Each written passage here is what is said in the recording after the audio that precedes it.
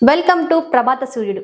తెలంగాణ రాజకీయాలు రోజు రోజుకు ఊహించని మలుపులు తిరుగుతున్నాయి. అసెంబ్లీ ఎన్నికల్లో హాటిక్ సాధిస్తామని రంగంలోకి దిగిన బీఆర్ఎస్ పార్టీ అనూహ్యంగా ఓటమి పాలైంది. ఏ మాత్రం అంచనాలు లేకుండా కాంగ్రెస్ పార్టీ ఘన విజయం సాధించి ప్రభుత్వాన్ని ఏర్పాటు చేసింది. ఆ తర్వాత వచ్చిన పార్లమెంట్ ఎన్నికల్లో కాంగ్రెస్ అదే జోరు కంటిన్యూ చేయగా బీఆర్ఎస్ పార్టీ కనీసం ఒక్క సీటు కూడా గెలవకుండా ఘోరాతి ఘోరమైన పరాజయాన్ని మూటగట్టుకుంది.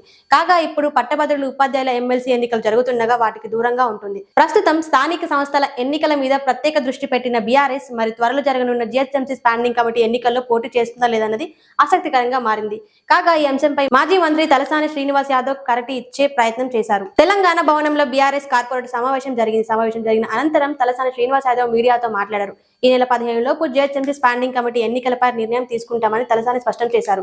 పోటీ చేయాలా వద్దా అప్పుడు చెప్తామని తలసాని శ్రీనివాస్ స్పష్టం చేశారు. త్వరలో మాజీ సీఎం కేసీఆర్ తో కార్పొరేట్లు సమావేశం అవుతారని చెప్పారు. రాష్ట్రంలో బీసీ మూవ్మెంట్ చాలా తక్కువగా ఉందని తలసాని చెప్పుకొచ్చారు. కాంగ్రెస్ ప్రభుత్వం లెక్కల ప్రకారం బీసీ జనాభా చాలా తక్కువగా ఉందని, ఒరిజినల్ బీసీలు 57% కంటే ఎక్కువగా ఉన్నారని, కానీ ప్రభుత్వం మాత్రం బీసీ జనాభాను తగ్గించి చూపించిందన్నారు. జనాభా తక్కువగా చూపించడం ద్వారా బడ్జెట్ కేటాయింపులు కూడా తక్కువగా వచ్చే అవకాశం ఉందని అన్నారు. బీసీలకు సీట్లు కూడా తక్కువగా వస్తాయని అన్నారు. తర్వాత చోటు చేసుకున్న ప్రణామాలతో కొందరు బీఆర్ఎస్ పార్టీ ఎమ్మెల్యేలు గులాబీ కండువా తీసేసి హస్తంతో దోస్తీ కట్టారు. అందులో Khairatabad MLA Danam Nagender, Serilingampally MLA Arekapudi Gandhi, Rajendranagar MLA Prakash Goud, Patancheru MLA Gudem Mahipal Reddy Congress తీర్థం పుచ్చుకోవడంతో హైదరాబాద్ లో కూడా బీఆర్ఎస్ బలం తగ్గిపోయినట్టు.